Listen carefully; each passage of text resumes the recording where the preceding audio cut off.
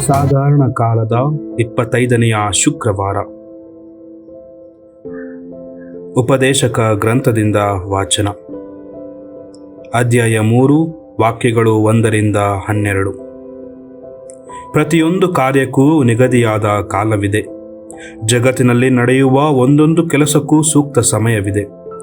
ಹುಟ್ಟುವ ಸಮಯ, ಸಾಯುವ ಸಮಯ, ನೆಡುವ ಸಮಯ, ನೆಟ್ಟದನ್ನು ಕೀಳುವ ಸಮಯ, ಕೊಲ್ಲುವ ಸಮಯ, ಗುಣಪಡಿಸುವ ಸಮಯ, ಕೆಡವಿ ಬಿಡುವ ಸಮಯ, ಕಟ್ಟಿ ಎಬ್ಬಿಸುವ ಸಮಯ, ಅಳುವ ಸಮಯ, ನಗುವ ಸಮಯ, ಗೋಳಾಡುವ ಸಮಯ, ಕುಣಿದಾಡುವ ಸಮಯ, ಕಲ್ಲುಗಳನ್ನು ಬಿಸಾಡುವ ಸಮಯ, ಕಲ್ಲುಗಳನ್ನು ಕೂಡಿಸಿಡುವ ಸಮಯ, ಆಲಿಂಗನ ಮಾಡುವ ಸಮಯ, ಆಲಿಂಗನ ಮಾಡದ ಸಮಯ, ಗಳಿಸುವ ಸಮಯ, ಕಳೆದುಕೊಳ್ಳುವ ಸಮಯ, ಕಾಪಾಡುವ ಸಮಯ, ಬಿಸಾಡುವ ಸಮಯ, ಹರಿಯುವ ಸಮಯ, ಹೊಲಿಯುವ ಸಮಯ, ಸುಮ್ಮನಿರುವ ಸಮಯ, ಮಾತಾಡುವ ಸಮಯ, ಪ್ರೀತಿಸುವ ಸಮಯ, ದ್ವೇಷಿಸುವ ಸಮಯ, ಯುದ್ಧ ಮಾಡುವ ಸಮಯ, ಸಮಾಧಾನ ಮಾಡುವ ಸಮಯ. ಹೀಗೆ ಒಂದೊಂದು ಕೆಲಸಕ್ಕೂ ತಕ್ಕ ಸಮಯ ಉಂಟು.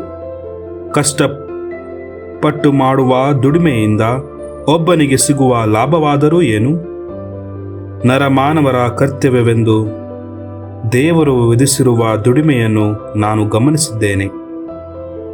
ಒಂದೊಂದು ವಸ್ತುವನ್ನು ಸಮಯಕ್ಕೆ ತಕ್ಕಂತೆ ಸುಂದರವಾಗಿ ನಿರ್ಮಿಸಿದ್ದಾರೆ ದೇವರು. ಇದಲ್ಲದೆ ಮನುಷ್ಯನ ಹೃದಯದಲ್ಲಿ ಅಮರತ್ವದ ಪ್ರತಿಯನ್ನು ಮೂಡಿಸಿದ್ದಾರೆ. ಪ್ರಭುವಿನ ವಾಕ್ಯ. ದೇವರಿಗೆ ಕೃತಜ್ಞತೆ ಸಲ್ಲಲಿ. ಸಂತ ಲೂಕರು ಬರೆದ ಶುಭ ಸಂದೇಶದಿಂದ ವಾಚನ. ಅಧ್ಯಾಯ 9, ವಾಕ್ಯಗಳು 18-22. ಆ ಕಾಲದಲ್ಲಿ ಯೇಸು ಏಕಾಂಗಿಯಾಗಿ ಪ್ರಾರ್ಥನೆ ಮಾಡುತ್ತಿದ್ದಾಗ ಶಿಷ್ಯರು ಸಮೀಪದಲ್ಲೇ ಇದ್ದರು. ಜನಸಾಮಾನ್ಯರು ನನ್ನನ್ನು ಯಾರೆನ್ನುತ್ತಾರೆ ಎಂದು ಯೇಸು ಅವರನ್ನು ಪ್ರಶ್ನಿಸಿದರು.